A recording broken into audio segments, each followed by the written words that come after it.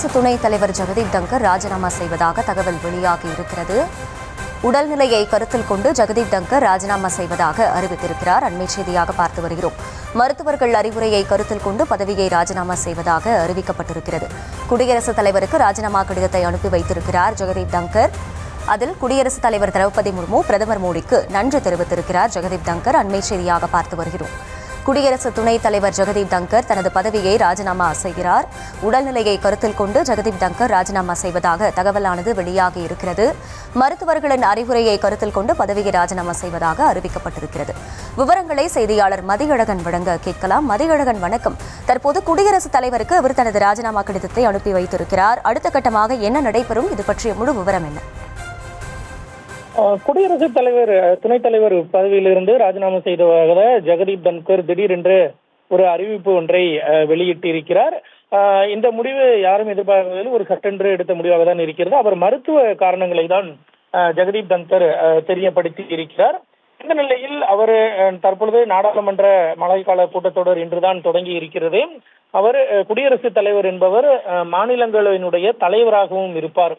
எனவே அந்த வகையில் இப்ப நாளைய அலுவல்களை பொறுத்தவரை மாநிலங்களவை துணைத் தலைவர் அவையை நடத்துவார். அதே போல மற்ற எம்பிக்களும் அந்த சபாநாயகர் பொறுப்பிலிருந்து அவையை வழிநடத்துவதற்கான வாய்ப்புகள் இருக்கின்றன. தற்பொழுது இவர் ராஜினாமா செய்திருக்கக்கூடிய நிலையில் அடுத்ததாக புதிய குடியரசு துணைத் தலைவர் தேர்வு செய்யப்படுவதற்கான வாய்ப்புகள் இருக்கிறது. மத்திய அரசு உடனடியாக அதற்கான நடவடிக்கையில் ஈடுபடும். ஜெகதீப் தன்கரை பொறுத்த வரைக்கும் 2022ஆம் ஆண்டு ஆகஸ்ட் மாதம் முதல் அவர் அந்த பதவியில் இருந்தார். அதற்கு முன்பாக மேற்கு வங்கத்தினுடைய ஆளுநராக அவர் 3 ஆண்டுகள் பதவி வகித்திருக்கிறார். அதற்கு முன்பாக அவர் மத்திய இணையமைச்சராக 1990 முதல் 91ஆம் ஆண்டு வரை இருந்திருக்கிறார். அதே போல மக்களவை உறுப்பினர், அதற்கு முன்பாக 5 ஆண்டுகள் ராஜஸ்தான் மாநில எம்எல்ஏவாகவும் அவர் இருந்திருக்கிறார். கிட்டத்தட்ட 2 ஆண்டுகள் அவர் மக்களவை உறுப்பினராகவும் இருந்திருக்கிறார். ஜெகதீப் தன்கரை பொறுத்த வரைக்கும் அவர் ராஜஸ்தான் மாநிலத்தை சேர்ந்தவர். 1991 முதல் 2003ஆம் ஆண்டு வரை காங்கிரஸில் இருந்தவர் ஜெகதீப் தன்கர் என்பது குறிப்பிடத்தக்கது. அதற்கு முன்பாக ஜனதா தளியில் இருந்திருக்கிறார். காங்கிரஸ் கட்சிக்கு அடுத்தபடியாக தான் பாரதிய ஜனதா கட்சியில் சேர்ந்த ஜெகதீப் தன்கர் பல்வேறு மாநிலங்களில் பல்வேறு பொறுப்புகளில் பணியாற்றியிருக்கிறார். அவர் மேற்கு வங்க ஆளுநராக இருந்த பொழுது மேற்கு வங்கத்தினுடைய முதலமைச்சராக இருக்கக்கூடிய மம்தா பானர்ஜியுடன் பல்வேறு விவகாரங்களில் அவர் மோதல் போக்கையே கடைபிடித்தது குறிப்பிடத்தக்கது. இதனால் மம்தா பானர்ஜியினுடைய கடுமையான விமர்சனங்களுக்கும் ஆளாகி இருந்தார். இந்த நிலையில் அந்த மாநில அரசுகள் நிறைவேற்றி அனுப்பக்கூடிய மசோதாக்கள் மீது முடிவெடுப்பதற்கு ஆளுநருக்கும் குடியரசுத் தலைவருக்கும் உச்சநீதிமன்றம் கால நிர்ணயம் செய்து ஒரு உத்தரவு பிறப்பித்ததற்கு எதிராக பல்வேறு காட்டமான கருத்துக்களை உச்சநீதிமன்றத்திற்கு எதிராகவே ஜெகதீப் தன்கர் குறிப்பிட்டிருந்தார். குறிப்பாக அரசியல் இந்த சாசனம், அரசியல் சட்டம், அதாவது சட்டம் இயற்றக்கூடிய அதிகாரம் என்பது நாடாளுமன்றத்திற்கு தான் இருக்கிறது. அரசியலமைப்பினுடைய பாதுகாவலர் என்பது அது நாடாளுமன்றம் தான். நீதிமன்றம் அதன் எல்லையை தாண்டி செயல்படக்கூடாது போன்ற பல்வேறு கருத்துக்களை அவர் குறிப்பிட்டிருந்தார். இந்த நிலையில் அவர் ஜெகதீப் தன்கரை பொறுத்தவரை அவர் ஒரு சிறந்த வழக்கறிஞராகவும் அறியப்படுகிறார். அவர் வழக்கறிஞராகவும் உச்சநீதிமன்றத்தில் பல ஆண்டு காலம் அவர் பணியாற்றி இருக்கிறார். ராஜஸ்தான் மாநிலத்தில் பதிவு செய்து அவர் மூத்த வழக்கறிஞர் என்ற ஒரு பொறுப்பையும் அவர் பெற்றிருக்கிறார். வழக்கறிஞராக இருந்த நிலையில் மூத்த வழக்கறிஞராகவும் அவர் இருந்திருக்கிறார் 2019ஆம் ஆண்டு.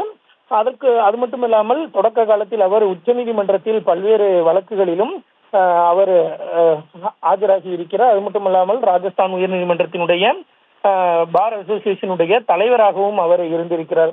இந்த நிலையில்தான் அவர் 1989ஆம் ஆண்டு அவர் அரசியலுக்கு நுழைந்த நிலையில் அவர் அந்த ஆண்டு முதலே தேர்தலில் போட்டியிட்டு இருக்கிறார். அதனைத் தொடர்ந்து மத்திய அமைச்சர், மாநிலங்களவை மக்களவை உறுப்பினர் என பொறுப்புகளில் இருந்த நிலையில் 2019ஆம் ஆண்டு மேற்கு வங்க ஆளுநராக நியமிக்கப்பட்டு அங்கு ஒரு 3 ஆண்டுகள் வரை ஜெகதீப் தன்கர் பணியாற்றினார். இந்த நிலையில் தான் அவர் தற்பொழுது திடீரென்று தனது பதவியை ராஜினாமா செய்வதாக அறிவிப்பு ஒன்றை வெளியிட்டிருக்கிறார். இதன் காரணமாக அடுத்ததாக புதிய குடியரசு துணைத் தலைவரை தேர்ந்தெடுப்பதற்கான வேலைகளில் மத்திய அரசு ஏற்படும். அதன் பிறகுதான் அடுத்த கட்ட இந்த நடவடிக்கை என்பது உடனடியாக மேற்கொள்ளப்படும் பட்சத்தில் தான் அடுத்ததாக இந்த இடத்திற்கு யார் வரப்போகிறார்கள் என்ற ஒரு கேள்வியையும் எழுப்பி இருக்கிறது. இந்த மாநிலங்களவை, அதாவது குடியரசு துணைத் தலைவர் பொறுப்பு என்பதை பொறுத்தவரை மக்களவை மற்றும் மாநிலங்களவையினுடைய 2 உறுப்பினர்கள் தேர்தல் மூலம்தான் இவரை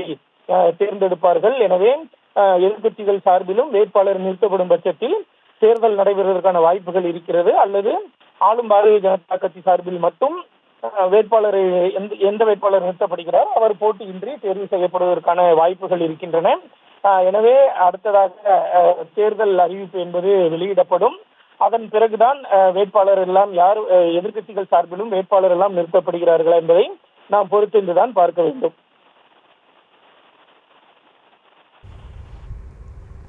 இப்ப 2022 இவர் பதவியேற்றுக் கொண்டார். எவ்வளவு நாட்களுக்கு இவருடைய பதவிக்காலம் இருந்தது?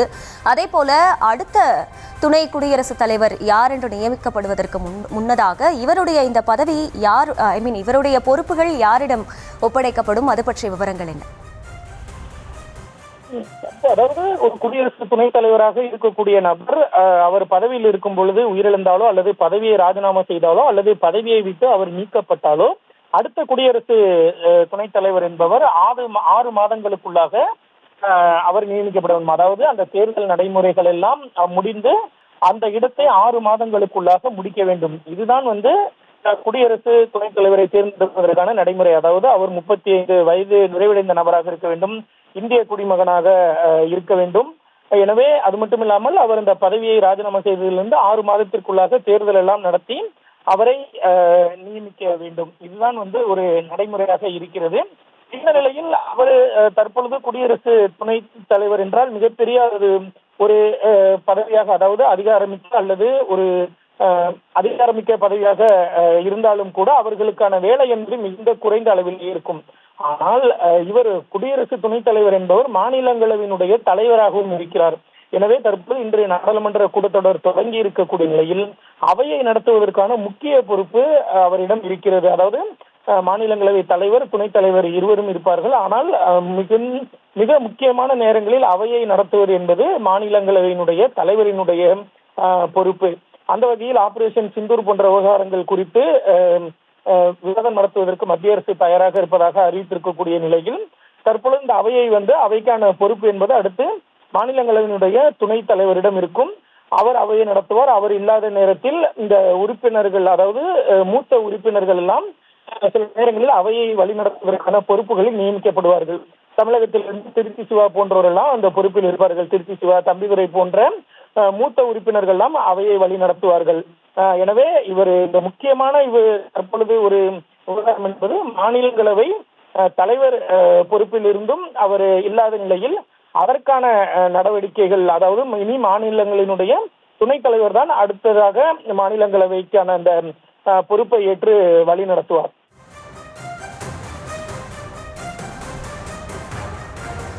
மதியழகன் இணைப்பிலே இருங்க, இது பற்றி தொடர்ந்து பேசலாம்.